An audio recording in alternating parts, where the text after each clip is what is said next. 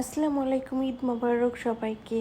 তো আমাদের সকালবেলা ঈদের দিন কি কি করছিলাম সবগুলো শেয়ার করছিলাম, বাকিগুলো শেয়ার করা হয় নাই কারণ ওইখানে যাওয়ার পর অনেক ব্যস্ত হয়ে গেছিলাম আর শুধু ঘুম আর ঘুমের মধ্যে ছিলাম।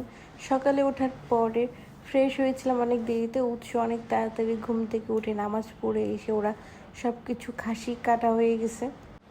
তারপর আমরা ঘুম থেকে উঠছিলাম, মানে আমার মেয়ে ঘুম থেকে উঠতে অনেক দেরি করছিল। আমি একবার উঠছিলাম, ওঠার পরে আবারও ওর পাশে যেয়ে ঘুমিয়ে গেছিলাম।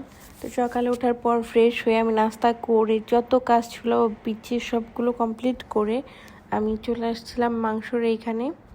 যেহেতু 2টা খাসি কোরবানি দেওয়া হয়েছে এই জন্য অনেক বেশি কাজ বাকি ছিল। আমার মামি শাশুড়ি রান্নাঘর সামলাচ্ছিল আর আমরা এইদিকে ছিলাম। তো যাই হোক, এদিকে উৎস আর মামা খাসি কাটাকাটি করছে দুইজন মিলে। এইটা হয়ে যাওয়ার পরই আমরা সব মাংস কেটে রান্না করার জন্য সব কিছু রেডি করে রাখা হয়েছে। আমার মামি ওইদিকে পেঁয়াজ সব কিছু রেডি করে রাখছিল যেন এটা হয়ে যাওয়ার পরে তারপরে কাটা হয়ে যায়। এদিকে উৎসর রানটা নিয়ে চলে গেল। আমি এসে বারবার দেখে যাচ্ছিলাম যে কত দূর হয়েছে, যেহেতু খাসিটা পুরোটা ভালো মতন ছেলা হয় নাই। হয়ে গেলে তারপর মাংসগুলো এখানে নিয়ে আসলে কাজ শুরু হয়ে যাবে।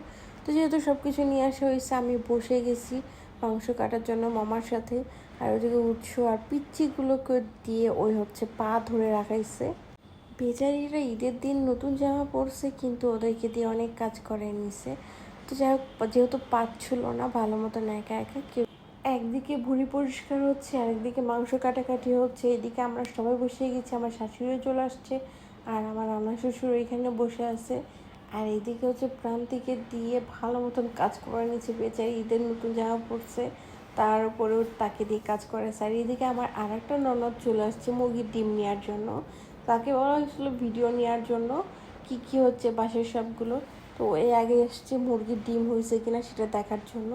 তো আজকে একটা ডিম পারছে আর অন্যান্য মুরগিগুলো ডিম পারে নাই হয়তো বা, সেজন্য সে ডিমটা নিয়ে তার জায়গাতে রেখে দিল।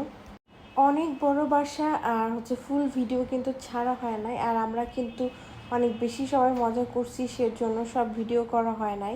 আমরা গেছিলাম চাঁদ রাত্রে আর যাওয়ার পর থেকে শুধু ঘুম আর ঘুম। আমার মেয়ে ওইখানে যাওয়ার পর এত সুন্দর সুন্দর ঘুম দিচ্ছে যে বলার বাইরে।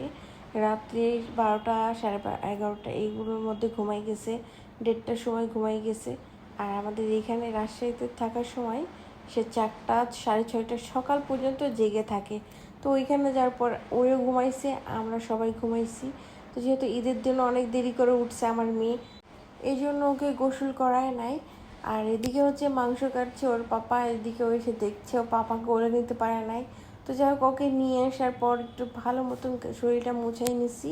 মুছাই নিয়ে ওকে রেডি করাইয়ে আবারও নিয়ে আসছি ওর বড়রা সবাই যেহেতু ওইখানেই ছিল, সবাইকে সালাম দেওয়ার জন্য নিয়ে চলে আসছি মেয়েকে। আর ওই মাশাল্লাহ অনেক সালামি পাইছে।